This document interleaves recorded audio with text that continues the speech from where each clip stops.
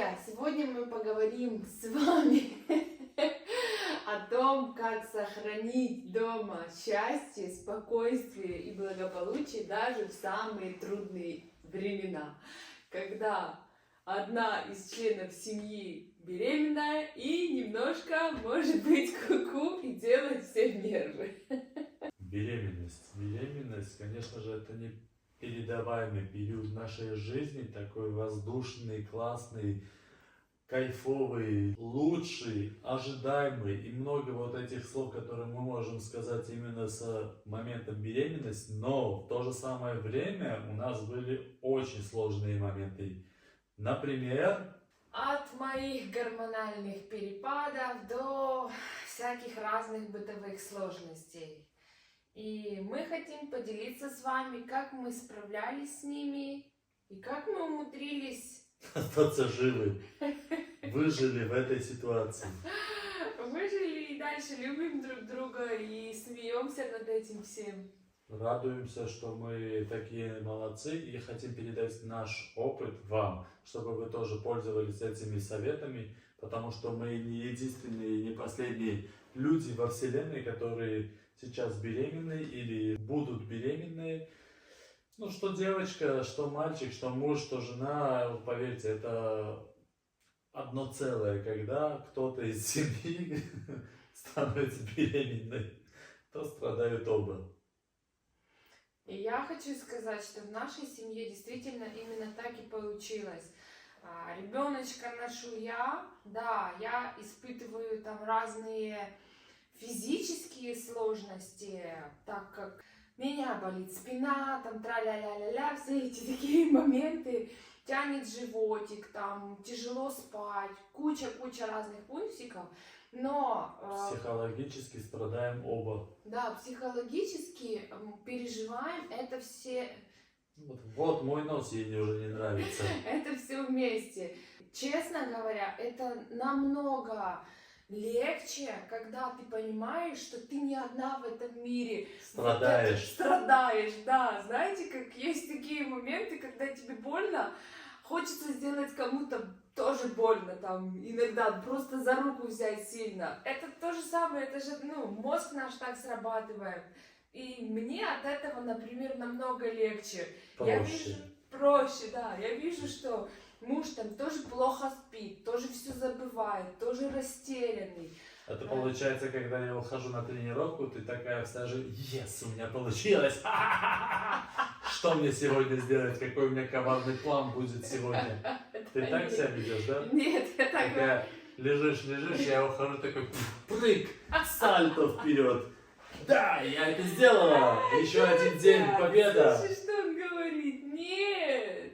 Я вообще не хочу, я хочу всегда, чтобы тебе было хорошо, и чтобы ты не ощущала этого. Но я же вижу, что ты ощущаешь. В общем и целом, в этом видео мы поделимся со всеми нашими секретами. Так что устраивайтесь поудобнее, нажмите на лайк, если не подписаны, подпишитесь и поехали. Привет, брат. Ого, что это? Ой, прям уже замерзла цветочки.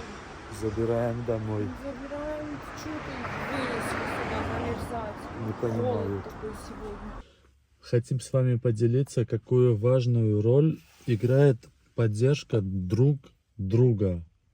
Вот в моем случае я это осознаю и понимаю, и нуждаюсь в этом. Даже в первое время могу сказать честно, что я не признавался, что мне нужна какая-то поддержка, мне нужен какой-то совет. Я такой более-менее закрытый человек был, и высказать даже свою проблему, свою стрессовую ситуацию я не был готов. Но со временем, вот чуть-чуть там понимая себя, осознавая, какой я трудный человек, какие у меня там тяжелые ситуации бывают, нужно как-то отпустить эту энергию, выпустить наружу, чтобы, хотя бы иногда в случаях высказаться, это уже решение вопроса. Ты, в моем случае, я высказался, я нашел сам ответ на свой вопрос, и все, больше ничего не надо было сделать. Танюшка мне помогает очень, но бывают случаи, когда, исходя из той ситуации, что она сейчас беременна, Она ничего там толкового, грубо говоря, может не посоветовать. Но когда я высказался, все, уже успокоился, проблема решена, и я рад. И то же самое я стараюсь сделать для нее. Вот ей нужно что-то сказать. Опять же, она может такое сказать, такое рассказать. В конце я-то смотрю, я хочу понять, уловить мысль и смысл понять, что она сказала. Вообще не понимаю, что происходит. Говорю, хорошо, любимая, ты все сказала? Да, я тебя люблю. Целую ее, если она рядом. Если нет, то воздушный поцелуй. Говорю, все, счастливо. Это, конечно же, шутка, это последняя часть. А так все остальное правду говорю. Поддержка, поддержка, поддержка. Это очень сильно помогает, чтобы семейные отношения были хорошие, крепкие, братские. Ну и почему-то все время идет в шутку. А так все по чесноку, все по-серьезному говорю. Я тоже хочу добавить, что это реально очень важно, и я уже через какой-то период времени, большой, через много лет, я научилась, что когда приходит окоп ко мне с какой-то проблемой, не обязательно я должна ему дать какой-то совет, что-то там, его куда-то направлять. А очень важно просто дать человеку выговориться. То есть я сажусь и слушаю. То же самое делает он. У меня на душе там какая-то... Какашка. Да, накрутилась себе в этой головушке большая проблема. Я себе могу с чего угодно, как женщина, придумать. Особенно сейчас. Особенно я даже хочу вам привести пример, как буквально пару недель назад мы вышли от врача, и мне сказали, что на 34-й неделе у меня малышка еще не перевернулась. Короче, голова наверху и... Головкой вниз, да, не перевернулась. И что, скорее всего, там... Это даже ничего уже врач не говорил. Даже остальное все я додумала. Сейчас по поводу вот этого додумала, я вам скажу, аж до чего она додумала. И я не понимал, как это может быть друг с другом связано, но она додумала следующее. Смотрите, я с доктором разговариваю на английском, и доктор мне говорит, голова наверху. А я на английском у него спрашиваю, что голова должна быть внизу, то есть head down. Доктор говорит, да, down. А это особо мне говорит, вы еще с доктором говорили, что там ребенок down. Я говорю, какой down? Что ты говоришь? Не было ничего такого. А он даже не помнит ничего этого. А мы вышли, после консультации. Я говорю, я слышала эти слова. Ты у него спросил, а он подтвердил. Врач, говорю, я слышала. Ты же не с меня дуру не делай. То есть я настолько в какой-то себе такую печаль сделала с всего этого. Ну, в общем, это мы вспомнили. В итоге, да, объяснил, там мы поняли, что down это английское слово, которое означает вниз. А не то, что ты себе надумала. И потом, вы не представляете, я так себя накрутила, что это огромная проблема, что это будет кесарево. А если будет кесарево, то я не смогу ближайшие 2 года рожать. И вообще я не хочу, чтобы кесарили, потому что это что-то очень страшное, что я 3 недели не смогу вставать. Короче, я такую себе придумала проблему и боль. И я хочу сказать, что если бы не ак, в этот момент я не спала 3 дня, чтобы вы понимали. И она со мной не делилась. В это первое время она со мной не делилась. Вот этой своей... Я только ходила и хотела плакать. Вот в такой какой-то депрессии я закрылась. Хотя я всегда обычно иду к нему сразу. Но не смогла почему-то. Это какая-то такой для меня стресс был, которого я не ожидала, что я не смогла сразу почему-то идти к нему и вот это все обсуждать. Сейчас тоже скажу. Спустя 3 дня она подошла ко мне. Ну, не подошла, в разговоре она сказала, что я ее убеждал, что кесарево надо делать. Я говорю, что ты несешь? Да не, я не это имела в виду. А что ты имела в виду? Ну, это что что кесарево ты нормально? сказал, что ничего тут такого страшного. Но я-то имел в виду, что кесарева не будет, но если вдруг будет, это ничего страшного не будет, ничего плохого не будет со твоим здоровьем или со здоровьем ребенка. Я вот это имел в виду. Но я с твоих слов понял, что ты мне говоришь, что я тебе говорил, что надо идти на кесарево, и все. В общем, там была очень запутанная история. От чего? От того, что я не проговаривала то, что надо было с первого дня. Там мы пришли, он меня просто жалеет и говорит, все хорошо, не переживай, малышка. А я ничего не говорю, что я на самом деле на консультации ничего не поняла. Сама себе все додумала, придумала, сделала огромную проблему. Короче, самое первое, что нужно делать, поддерживать друг друга. Да. Как поддерживать? Элементарно разговаривать друг с другом. Это очень сильно помогает. Второе, что мне очень сильно помогает и мне очень нравится, я не могу сказать, с чем это связано, но это очень приятно. Когда я захожу домой, в каком бы печальном, плохом состоянии Танюшка не была, она всегда идет, меня встречает возле дверей, обнимает, целует, и говорит там, не знаю, какое-то приятное слово. Ой, там соскучилась или что-то такое. Да, ты так радуешься, что я всегда иду к тебе. Это очень сильно помогает. И тоже, когда Танюшка заходит домой, хоть и такое очень редко случается, когда она без меня заходит, я уже не помню, когда такое Да. случается. Какой бы я тяжелый, трудный в этот момент не был, злой, я встаю со своего места, иду ее встречаю, целую, говорю какое-то приятное слово. И это очень сильно помогает. Поэтому совет вам: говорить с друг другом обязательно. Второе, когда приходит кто-то домой, встаем со своего места, идем, встречаем, целуем, обнимаем, говорим какое-то приятное слово. Договор? Договор. И если вы до сих пор не поставили лайк, то нам лайк. Мы уже заслужили.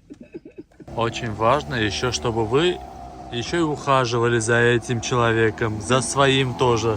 Открывайте им дверь в машину, чтобы она садилась, села, давайте ей руку. Красивый солнце. Ой, как будто мы так не делаем. Да делаем, я Что ты наоборот. так сказала спасибо? Нет, ты просто сказал, подожди, я не поняла. Потому что ты там не газовала? Газовала уже, чтобы быстрее сесть в машину. Потому что я хочу И закрывайте сидеть. дверь, когда она говорит. Да, до свидания, пока. И помимо этого, Что, говори, я тебе мешаю? не знаю, что-то... Не нравится, да? Да, ничего? что-то мне не нравится. Мне уйти? Не знаю еще. И помимо этого, ребята, я хочу поблагодарить своего мужа за такую нереальную заботу, которую сейчас я ощущаю. Помимо там двери, стульчики открыть, закрыть, там все. Он меня оденет, обует, курточку помоет, покормит, все. Если честно, он делает все. Это я даже не говорю про какие-то домашние заботы. Сколько всего он взял сейчас на себя, то, чего, раньше, то из того всего, что делала раньше я, сейчас просто, можно сказать, у меня период какого-то наслаждения и расслабления. Просто, это очень помогает. Поймите, мужчины, нам очень многое там, что воняет, нам тяжело наклоняться. Вот даже элементарно там ту же самую посудомойку загрузить, разгрузить, ту посуду помыть. Нам тяжело стоять. Куча таких мелочей, которые действительно нам в разы сложнее сделать, чем вам. И еще ей воняет очень сильно посудомойка. Да, мне воняет. Вообще все средства мне сейчас очень воняют. Ты... Спокойно, потом пристегнешься, Да? закончишь потом. Хорошо. Видите, я даже говорю, я задыхаюсь. Поэтому лучше не говорить. Хорошая версия. Женщины, подумайте об этом. Когда вам тяжело, это намек на то, чтобы вы перестали это делать. Ладно, давай уже дома продолжим, уже пора пристегнуться. Да. Дорогие мои, а у нас утро раннее. Я себе спокойненько пила кофе с вкусным таким тортиком, посмотрите, немецким. И сейчас звонок в дверь. Чтобы вы понимали, я сама дверь никогда не открываю. Я это все тоже делаю благодаря поддержке и контролю мужа, можно вот так сказать. Ну, контроль это, конечно, немножко лишнее слово. Я набираю его для того, что я немножко побаиваюсь. Конечно же, тут в Германии все безопасно, все хорошо, но так как я особо не разговариваю на английском, а сейчас был курьер, который вообще не разговаривал, то есть он хотел только на немецком. В общем, суть не в этом. Я всегда набираю мужа на громкую связь и все с ним делаем по телефону. То есть сейчас он на курсах. Он никогда, если я звоню, ну там не бывает такого, что я звоню просто по пустякам, он всегда возьмет трубку, потому что знает, что что-то значит я серьезное хочу. Он всегда выйдет из любого кабинета, где бы он там не был, и что бы он ни делал, и всегда найдет на меня время. Поэтому для меня это, например, тоже очень приятно и очень важно. Вот коробочка приехала. Потом мы будем вместе смотреть. Я, если честно, как обычно, не знаю даже, что здесь. Но я же сейчас делаю много разных этих таких регистраций. Я думаю, что это какие-то там подарки. Потому что пришло, на мое имя. И что я хочу сказать? Муженечек мой дорогой. Тебя сейчас дома нет, но я тебе очень благодарна за то, что ты всегда со мной, за то, что ты находишь время, слова, желание меня вот так опекать и оберегать от всего. Спасибо тебе большое. А еще я хочу сказать, друзья, вам тоже огромную благодарность высказать за все комментарии. Вот прошлые пару видео назад я там рассказывала вам нашу ситуацию, какой у меня был стресс. И вообще, это уже не первый раз. Вы даете столько поддержки, столько правильных советов. Вы находите тоже на это время, желание, чтобы написать, чтобы поддержать. Это все очень-очень помогает. Говорю вам от всей души. Так что спасибо вам огромное. Благодарность от души душевно в душу. Продолжаем нашу беседу с моей любимушкой и со мной, а по поводу поддержки друг друга. И как вы заметили, моя любимушка так сильно нуждается в поддержке, что когда посылочка приходит, она без моего участия ее не принимает, даже если меня дома нет, потому что она чуть-чуть еще и боится. Но это в одну кучу можно сложить. Это поддержка, одним словом. Так что поддерживайте друг друга очень сильно, всегда весело, задорно, танцуем вместе. Я еще хочу поговорить на тему, что у нас чаще всего вызывает стресс на сегодняшний день и как мы все-таки с ним справляемся. Во-первых, тебе тут не холодно? Нет, не хорошо, спасибо. Давай тогда быстренько, пока ты не замерзла. Самое, я уже забыла. Что тебя вызывает стресс? Ага, стрессовые ситуации. Ребята, я считаю, что если бы вообще не мой муж, я в этом мире бы просто не выжила. Это, честно. Нет, ты бы выжила, но ты сейчас гораздо спокойнее живешь, так как ты беременна и ты со мной. Правильно?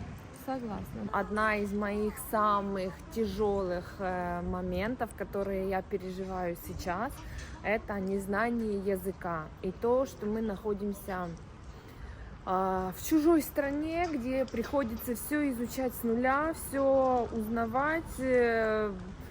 Да, у нас есть знакомые, да, мы задаем там кучу вопросов везде, но все равно это все требует времени, сил, терпения, и все, пока ты сам не поймешь, не пойдешь, не постучишь там в каждую эту дверь, ты ни с чем не разберешься. И сейчас у нас куча моментов, которые действительно занимают много времени. Что, дорогая, справляешься без меня или все-таки мое участие тебе нужно? Ты мне нужен всегда. Хорошо. Я тут рассказываю, что... Я хочу сесть рядом. Давай. Да. Я рассказываю, что насколько нам тяжело, что мы в другой стране, и мы не знаем язык. Мы в другой стране, и тебе, и мне тяжело. Тяжело, да. Хоть ты знаешь английский язык на каком-то там своем определенном уровне, Здесь в нашем городе мало кто пользуется английским языком, и переводчики переводят все совсем по-своему, как хотят. Вот, например, сейчас одна из ситуаций, из-за чего мы приехали сюда, нам пришло письмо по поводу я банковского счета. Давай. Банковский счет у меня нету, у моей женушки, и она получила письмо, имейл, что мы неправильно перевели это письмо. Мы перевели таким образом, что ваш имейл собирается поменять. Если вы эти действия не делали, то обратитесь в ближайший банк или позвоните по этому номеру. Ну, соответственно, мы не можем позвонить, потому что не знаем язык, чтобы объяснить, что случилось. Мы приехали в ближайший банк, отделение банка. Они сказали, это просто информация, что вы получили на банковский счет деньги или там снялись деньги. Короче, оповещение элементарное. Ничего там сложного или опасного не было. Просто факт сам в том, что мы не знаем язык, это для нас стресс. Каждый раз приходится куда-то ходить, что-то делать, чтобы понимать, что происходит. Это те элементарные вопросы, которые вот можно позвонить, спросить и уточнить. Ну, тут приходится таким образом А мы решать. же как это все расценили, что это какие-то мошенники хотели взломать, и пришло письмо, что ваш электронный адрес хотели поменять. Ну, все, мы все по-своему воспринимаем. Из-за этого приходится там туда ехать, там отстоять очередь, там пытаться объяснить. Короче, из-за этого недопонимания очень много у нас стрессовых ситуаций. И даже уже зачастую, даже мне приходится успокаивать Акопа, что, пожалуйста, ты не был таким нервным, ты спокоен, успокойся. Он нервничает, потому что это очень сложно, когда ты хочешь решать какие-то вопросы, А тебе не дают. а ты не можешь, ты вот так как связанный просто. Ну, вопросы реально очень простые в моем понимании и в моем мире. И так как я решал эти вопросы, они никакой трудности для меня не составляют. Но из-за незнания языка это очень сложно получается. Тут даже вопрос не менталитета, понимаете? Менталитет более-менее понятен. Тут именно донести информацию до потребителя очень тяжело дается. Ну ничего, мы все Вообще равно ничего, мы, справимся. брат мой, справляемся. Хоть и ты моя жена, но брат моя жена, любимая. Уже потеплело, да? Да, уже прям хорошо посидеть на лавочке. Давай чуть-чуть посидим под солнышком, погреемся и домой справляться с стрессом дальше. Давай. А еще мы хотели сказать, какую важную роль играет совместное времяпровождение. Это имеется в виду вот даже самые элементарные моменты, которые вы вместе проводите, должны присутствовать в вашей жизни. Вот, например, мы очень часто выходим просто на прогулку вдвоем. Даже во время прогулки, когда вы уберете телефоны и начнете разговаривать друг с другом, поверьте, очень интересное времяпровождение у вас получается. Согласна? Согласна, потому что ты даже не подсознательно иногда поднимаешь такие какие-то темы из-за того, что ты просто идешь по свежему воздуху, ты расслабляешь мозг. Hello. И мышцы лица. И стараешься побольше улыбаться. А еще хочу сказать, очень полезно и очень классно совместные просмотры фильмов или мультфильмов. Мы вот вчера смотрели вместе новый мультфильм. Хочу вам тоже посоветовать посмотреть всей семейкой. Называется «Дикий робот». «Дикий робот». Очень классный мультик. Прям слезы рекой вот так текли. Я так смываю, но слезы идут. Ну, короче, очень хороший. Знаете, какой он у меня внутренний, какой он Очень хороший мультик. Он даже Хочу платит сказать. от Хочу мультиков. что-то сказать вообще-то. Хороший мультик. Посмотри и напиши в комментариях, как тебе. Называется, еще раз повторяю, Дикий робот. «Дикий робот».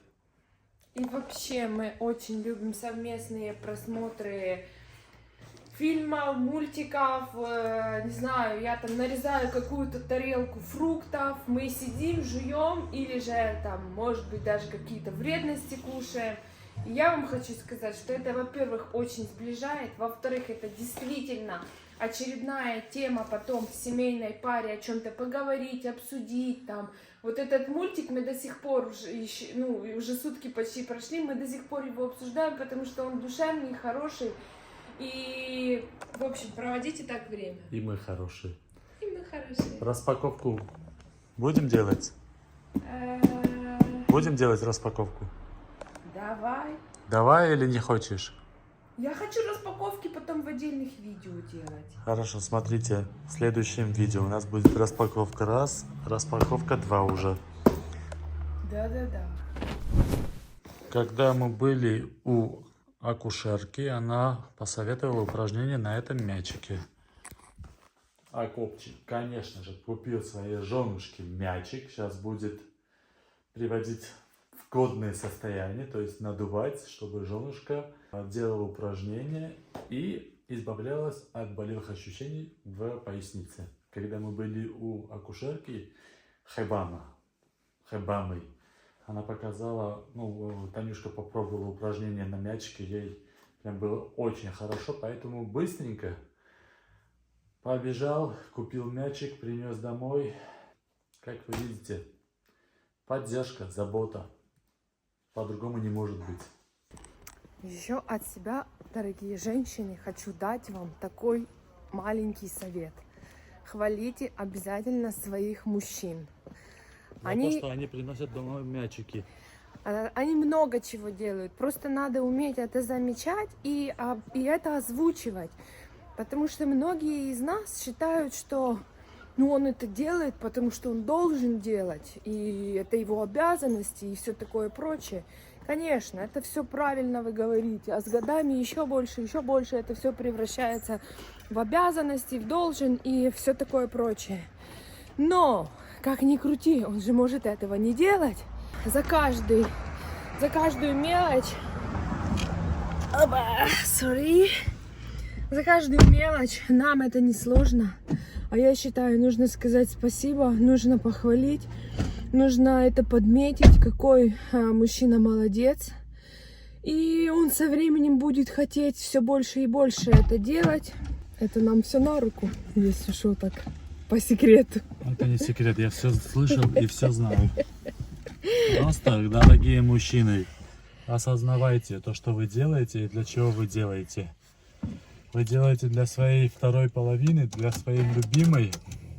И для своей семьи, грубо говоря. Это будет вам утешание и придавать дополнительную силу и мотивацию, чтобы вы это делали с удовольствием. И получали от этого кайф. Привет, тетя. Так близко подъехала. Да, там хочет пропустить, а это хочет парковаться. Они иногда странно ведут себя. И вот сейчас, вот как мне сказать мужу спасибо?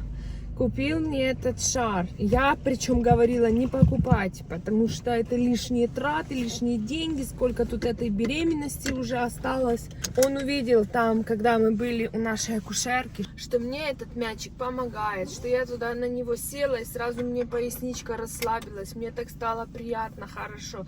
И даже на этот месяц он хочет мне его подарить. Уже подарил, идем надувать. Да, мы его дома накачать, надуть, естественно, ничем не смогли. Сейчас мы едем искать это приспособление, где это сделать. То есть, вот это как все... ты думаешь, где мы это сделаем?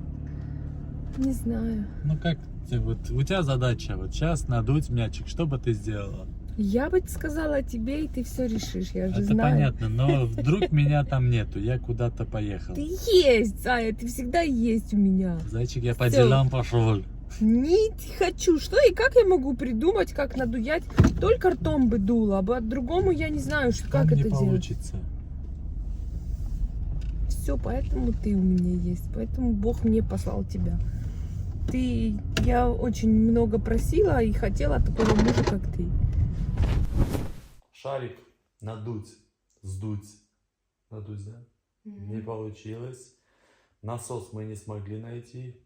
Я выходил на улицу, пытался там у водителей взять насос, чтобы шар привести в годное состояние, но ни у кого не было. Завтра попробую заехать в пару мест еще, заправках должны быть насосы.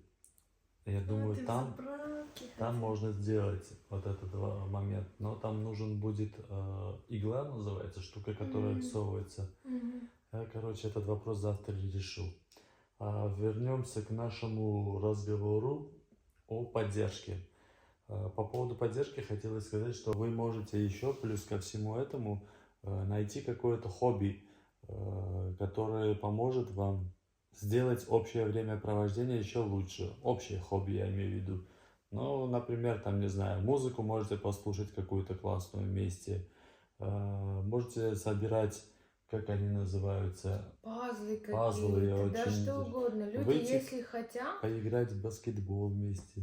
да, любые какие-то действительно там игры, можно находить на это время. Поверьте, если хотеть, готовить вместе, убирать вместе, просто всегда пара и семья это, ну, любые отношения это пара. То есть два человека должны трудиться над этим, и всегда это приведет к чему-то одному большому целому. То есть... Просто я хотел сказать, извини, хобби.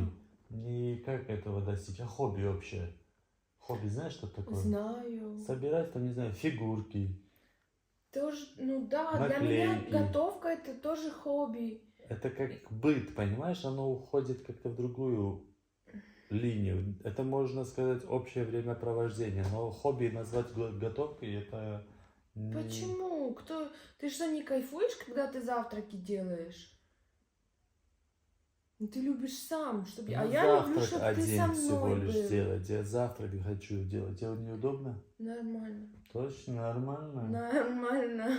Ну смотри, мне Хорошо, нормально. какое хобби мы себе придумали? Расскажи. У нас нету хобби, мы столько времени вместе проводим, что у нас о хобби не может быть речи. У нас А вот то, что мы YouTube снимаем, это что, не наши хобби? и хобби, и работа. Мы постоянно это делаем, просто Но круглосуточно вместе. это можно больше тогда поднести к работе, а не хобби. Потому что хобби, я понимаю, это такая штука, которая не зависит от времени. То есть ты не должен это сделать. Тебе ты когда вспомнил это, когда у тебя есть время, когда ты хочешь расслабиться, вот что значит хобби. Понятно, да. брат? Да, Готовка это не хобби. Очень важно, чтобы вы делились со своими чувствами, чтобы вы не стеснялись это делать. Пока вы будете стесняться и скованные в отношениях, ничего не получится. Надо делиться, открытым быть и честными. Просто могу сказать так, не стесняйтесь говорить о своих чувствах.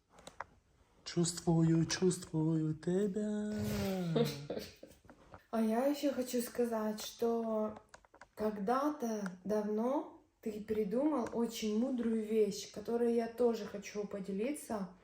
Она, если честно, важна просто невероятно в любой семье. Когда-то Ак придумал, что в наших отношениях слово «расходимся» или еще больше «развод» запрещено. Мы расписались не так давно, но вместе мы уже много-много лет, и мы реально считали себя мужем и женой. И у нас правда, мы же тоже люди, мы тоже выясняем отношения, мы можем скандалить, ругаться там, можем бурно что-то выяснять. Но слово «развод», там «я от тебя ухожу», «я с тобой развожусь», у нас это просто реально запрещено. И я вам хочу сказать, что это так спасает, потому что я очень эмоциональная, вспыльчивая. И я Психопат. И я знаю, что при каких-то бурных скандалах мне всегда хочется вот этим угрожать, что я от тебя ухожу, все, до свидания. Хотя я, естественно, никуда не хочу уходить. Я люблю этого человека уже всю свою осознанную жизнь. Это моя судьба, это моя половинка. И на этих эмоциях ты можешь наговорить этих глупостей, обидеть. И можешь даже психануть и реально пойти и развестись там, если ты вообще совсем куку. Поэтому я хочу тебе, муж, сказать спасибо за то, что ты меня научил вот это не произносить. Вот у нас у нас все всегда решается совсем другим путем. Мы всегда знаем, что выход есть, мы все договоримся, поговорим, порешаем, но чтобы там типа поругались и разводиться. У нас максимум, когда такая ситуация, мы очень сильно поругались, знаете, вот что работает? Не что работает, а как мы действуем. Мы играем в молчанку, кто первый заговорит.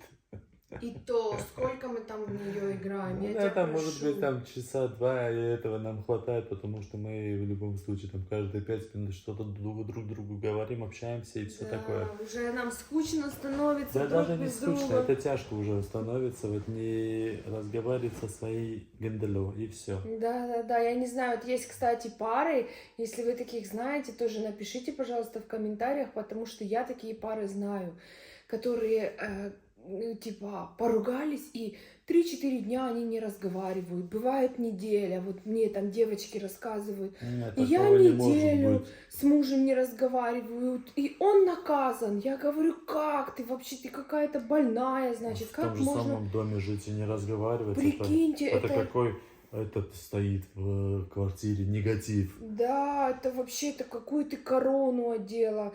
Ну, я не знаю. Корову. В общем и целом, давай остановимся, посоветуем друзей тоже найти какое-то стоп-слово или запретное слово для себя в своих отношениях, чтобы что бы ни случилось, как бы ни была тяжелая ситуация, этого слова вы не произносили. Я могу много рассказывать, разговаривать об этом, и это для меня, можно сказать, очень интересная тема. Но я хочу просто, чтобы наша семья была хорошей и полноценной, поэтому я сделал этот шаг. Хочу вам сказать, чтобы вы поддерживали друг друга, любили друг друга и имели общие позитивные моменты. Понятно? Понятно. И помнили только позитивные моменты. Да. И только уважение друг к другу. Поставили позитивный лайк, нажали на колокольчик, чтобы не пропустить следующее видео. Сказали пока, вы были на канале Сириканян Family. Агоп, Танюха. Давай, брат, увидимся. Пока.